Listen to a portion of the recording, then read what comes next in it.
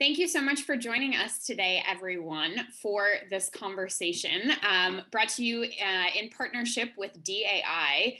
I am here with Walter Quertehuari, who is coming to us from Peru. He is the president of Amarakaeri. And thank you so much, Walter, for being with us today. It is great to see you.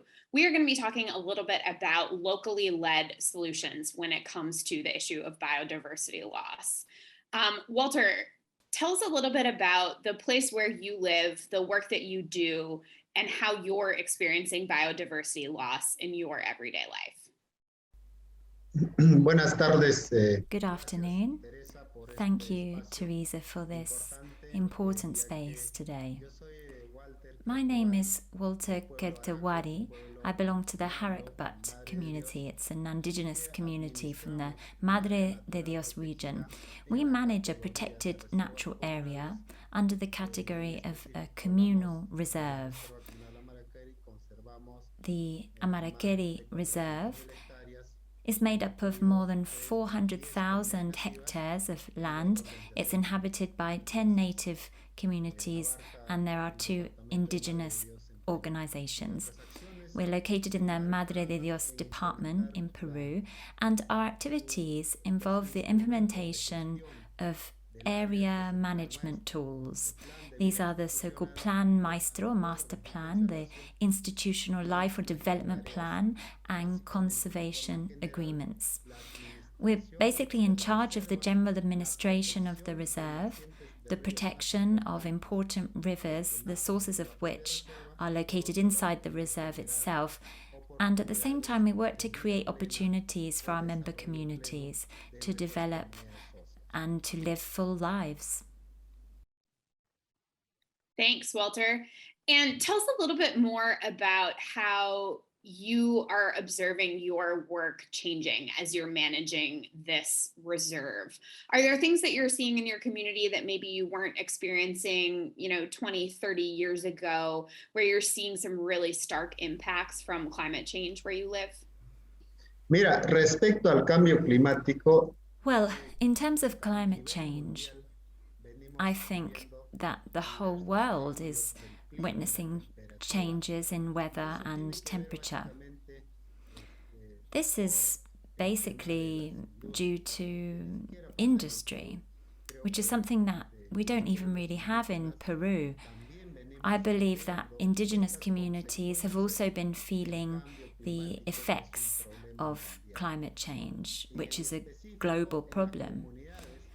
In our communities specifically, we've been noticing changes in the weather.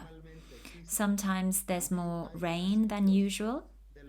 There are also more cold periods than there used to be in the rainforest. For instance, there used to be just 2 or even 1 frosts, cold snaps really, or a friaje in Spanish, in the Amazon, but nowadays this happens much more often. There's been a reduction in agricultural output, in resources for daily consumption are also diminishing because there's not even enough rain to keep a small farm going. It's also having an effect on the disappearance or the low production levels of certain flora and fauna. The fauna in particular is a key source of food, not just for indigenous people, but for the entire country. We're also noticing the reduction in water resources, in water itself. We worry, in fact, that in the future we will end up fighting over water. In our communities, we're developing some activities to do with fish farming in the Amazon River. But the problem right now is that these diminishing water resources are also having a negative effect on this fish farming. So all of these things then have to do with what we call climate change, which is already having an impact even on indigenous people. We're very worried about these consequences. It's not just about there not being water. I think it's a quite general problem for indigenous people, and that's why we must continue to protect our forests, because our survival depends on it. Gracias. Walter, I Thank love you. that you brought up the way that climate change looks for you in your reality, and where you live, it's actually a cooling of the climate and you're seeing additional frosts. I think we sometimes have this concept of global warming and that it always means hotter and hotter, but that's not necessarily the effect it's having everywhere. And in the Amazon, the effect of climate change is so stark.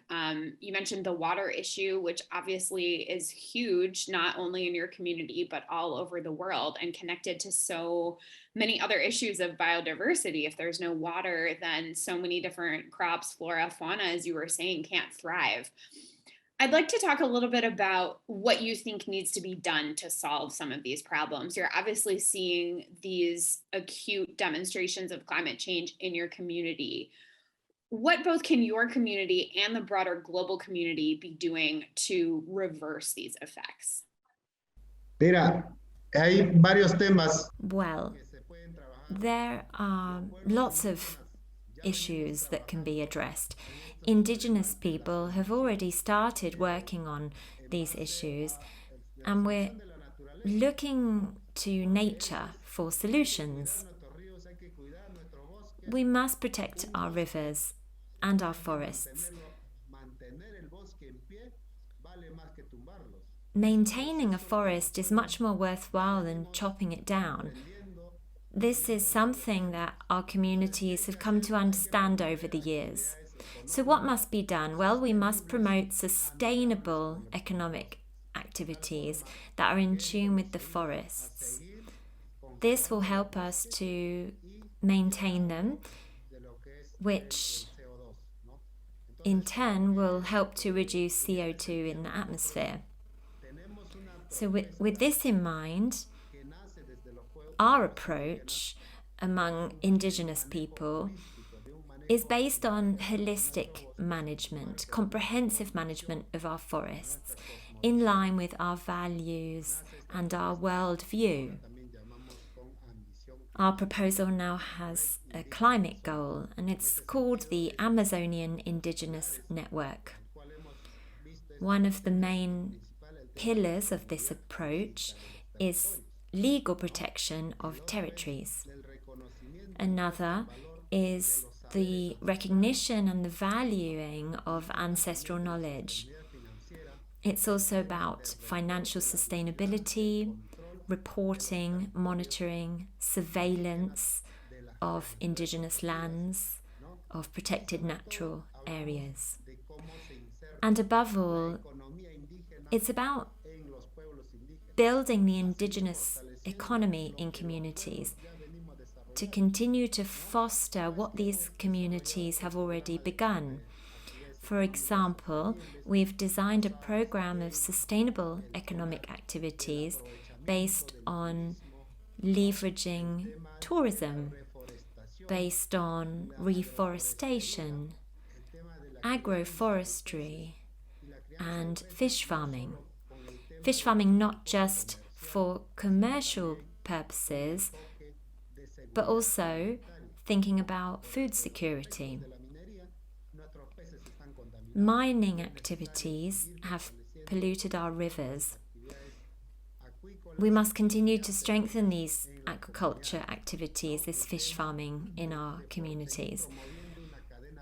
There's the ongoing support for a native cocoa production chain and for Brazil nuts. Also, the communities continue to create social enterprise.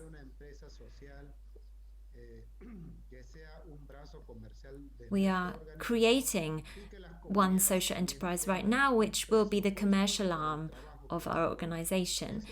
And we're also making sure that communities receive a fair wage for their work. With all of these processes, it's important to continue with regular special patrols in indigenous lands to ensure that forests continue to be maintained. For this, international cooperation is also key.